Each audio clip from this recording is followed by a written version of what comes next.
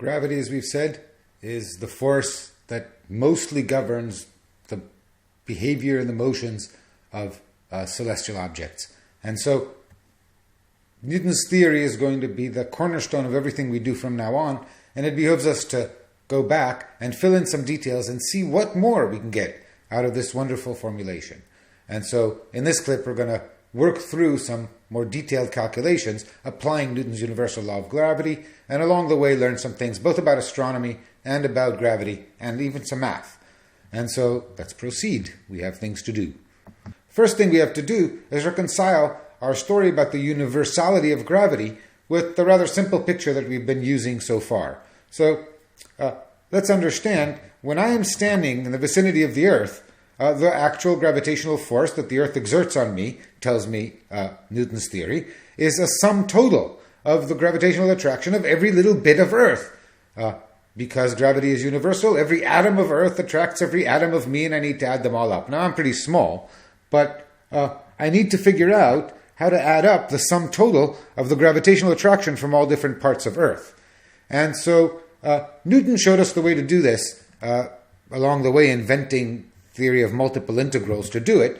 But what he showed, and we're not going to repeat that calculation for that reason, is that if you just take a round, spherically symmetric shell of mass, so imagine just the crust of the Earth with an empty inside, then the total force it exerts on someone standing over here at some arbitrary point outside, well, if the mass of the shell is m, and my distance from the center of the shell is r, then the force that the shell exerts on a person over here is gm over r squared, and it's directed towards the center of the shell, as it had to be by symmetry. The force is the same, therefore, as would have been created by eliminating the shell and replacing it with a mass m located at the center of the circle.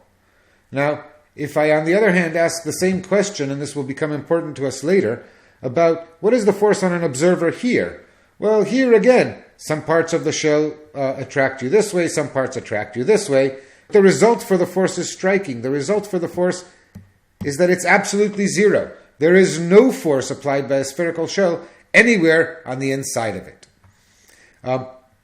We don't tend to make too many measurements on the inside of Earth, but we are on the outside, and what all of this tells me is that if I consider Earth as a collection of concentric shells, and I consider the full gravitational effect of the Earth to be the sum of all the gravitational effects of each concentric shell, then this has the effect, as far as I'm concerned, of replacing the whole Earth by an object with a mass equal to the mass of the Earth located at the center. And this simplifies our calculation a great deal.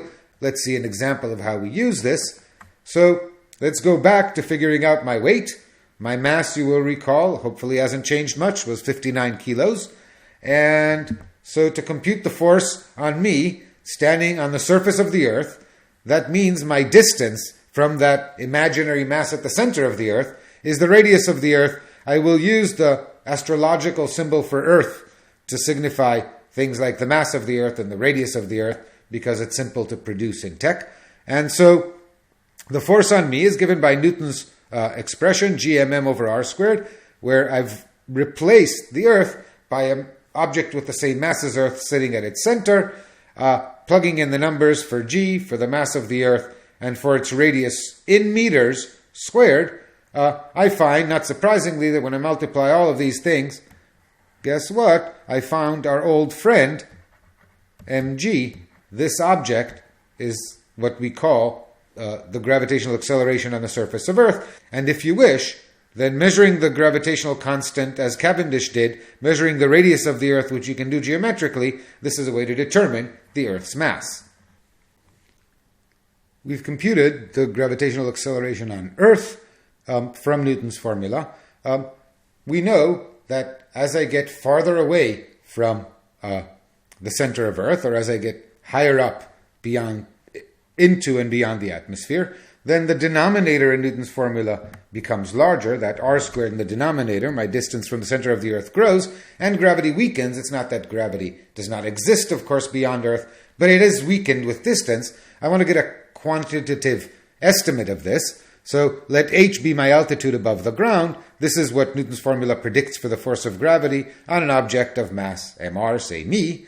I'm going to rewrite this in a useful way. I'm going to rewrite this as g times the mass of Earth divided by r of radius of the Earth squared. Well, I've divided and multiplied by the radius of the Earth squared, so here I need to put radius of the Earth squared over my actual distance from the center of the Earth squared, and then I'll remember mr. And then I recognize this combination as what we previously called g. When h is 0, this quantity is 1, and I'm back to the surface. So in the second line, I'm rewriting this as my weight on the surface of the Earth times a dimensionless number that indicates how much it's decreased, and then I simplify this, dividing numerator and denominator by the radius of the Earth to get this expression. And the point I want to apply here is that I want to see, this is an exact expression, I want to see if I can simplify it for cases where my height above the Earth is not very large compared to the radius of the Earth. And to the rescue comes, of course, none other than Newton, who derived the following important expression. It is perhaps the only application of calculus we will use broadly in this class, so I won't derive it, but it's a fact that if you take this combination, 1 plus x to a power, and if x is much smaller than 1 in absolute value, x can be negative or positive, then 1 plus x to the power a is approximately given by 1 plus ax. The smaller x and the smaller a, the closer the approximation is. And because I'm not proving it, here's a few graphs that demonstrate this. This is the x-axis. X is running from 0 to a tenth. This is 1 plus x to the a for various values of a, indicated here, running from 5 to minus 4. And you see that as long as x is not too large, this approximation is valid, and this will allow us to simplify many, many calculations in the class. So it's one result of calculus that I want you to accept from me, and you're welcome to test it. Just as I have shown you in this graph, you can get some more examples.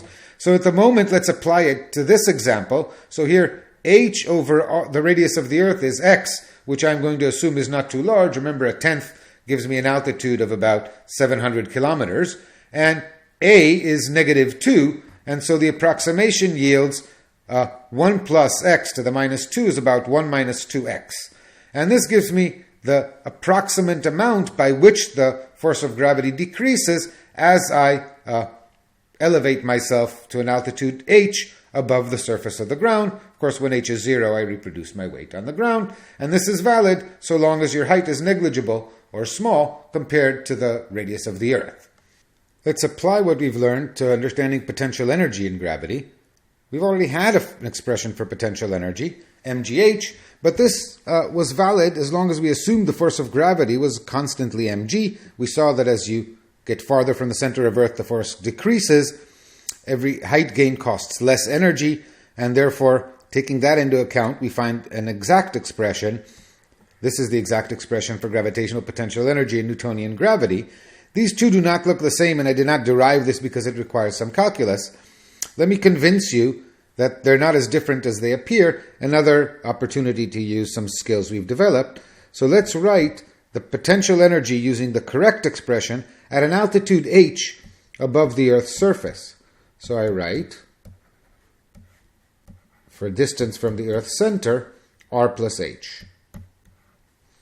And as always, I rewrite this by scaling it to a known quantity, and that would be this one. This is your potential energy on the surface of Earth, and then I need to write this dimensionless quantity, which gives me the scaling. And again, I divide numerator and denominator by r to get minus g mm over r times 1 plus h over r inverse. And another opportunity to apply Newton's formula. A is negative 1, x is your altitude. If your altitude is smaller than the Earth's radius significantly, then Newton's formula applies. That replaces this by 1 minus h over r. And I will do the calculation in my head, and the 1 is easy to do. It's this constant number. And then minus h over r gives me a positive contribution here, an extra factor of r in the denominator, gm over r squared mh. And I recognize two things here.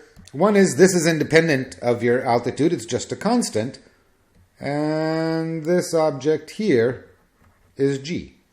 So the difference between this exact quantity and our approximation, force h that is significantly smaller than the Earth's radius, is just a constant shift. We said that a constant shift is irrelevant, and so this formula is as valid as this for h much smaller than the radius of Earth, and then at higher altitudes this becomes valid. We can see the mathematical calculation graphically here. This would be mgh. This is the exact potential energy. The graph shows us two salient properties.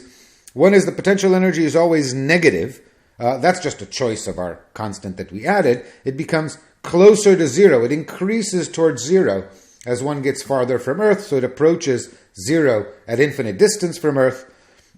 Near Earth it increases. mgh and minus gmm over r are not the same, but if one shifts this down by an appropriate constant, then one sees that as long as h is much smaller than the radius of the Earth, you get a good approximation.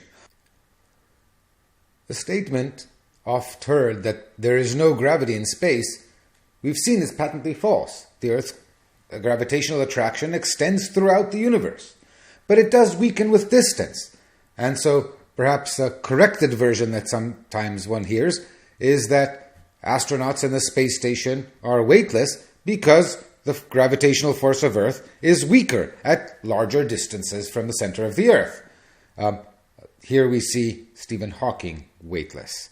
No. The space station, as we have said, orbits at an altitude of about 400 kilometers, so we can compute the force of gravitation. We can compute the weight of an object, say myself or even Hawking, at an altitude of h above the Earth. We found that the approximate version for the force of gravity for altitudes h smaller than the radius of the Earth is this formula. This makes it easy to plug in the numbers, and you find that in the space station, your weight is in fact 87%. In other words, the force with which the Earth attracts you is 87% of what it would be on Earth. Why then are astronauts weightless in the space station? Why is Hawking weightless in this picture? Stephen Hawking is far too important to humanity to allow him to travel to space and take the risks of real space travel. Hawking is weightless because, in fact, he is accelerating towards the ground with an acceleration that is essentially g. When you are in free fall, there is no gravity, and there's a beautiful demo that explains this. We said that all you have to do to be weightless is be in free fall. So what I'm going to do in this demonstration is I'm jumping off a box. I'm jumping in ultra slow motion because we filmed the video with a high-speed camera and have slowed it down further. And as I fall, to demonstrate that I'm really weightless, I'm dropping this little white ball. And what you see is that as I drop the ball, of course the ball's falling, so am I. To my eyes, the ball is hovering in front of my face and it's not moving.